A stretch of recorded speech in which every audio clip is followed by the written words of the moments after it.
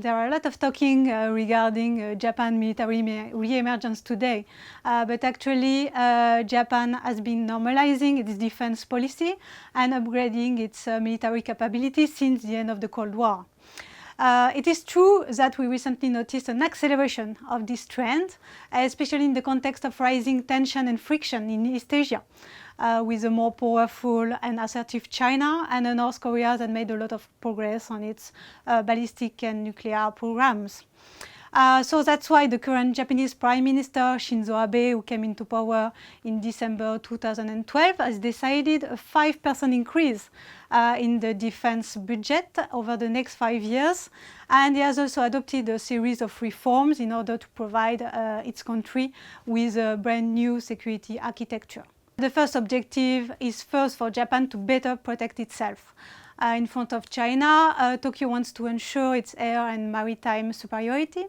And in order to do so, it will station more troops and equipment in its southwest, especially with a focus on surveillance capabilities in order to better monitor the Chinese activities around the Senkaku Islands. The second objective is for Tokyo to increase its role as a security provider and to build a network of security partners.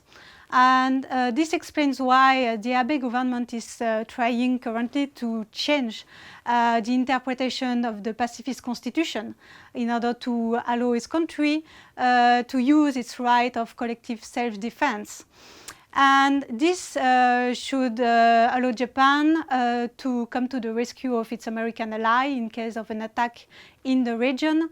And this should also facilitate the participation of the self-defense forces to international operations. The current doctrine, so to say, of the Prime Minister Shinzo Abe is a proactive pacifism. He is really willing to send more troops abroad in order to ensure the international stability. The coming back of Japan as a defense and military player is providing a lot of opportunities for Europe and France. This can be done through a deepened strategic dialogue.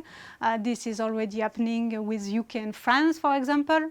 But I think that one of the most promising areas for cooperation is defense equipment. France and Japan are currently discussing a way to jointly develop unmanned submarines, for example.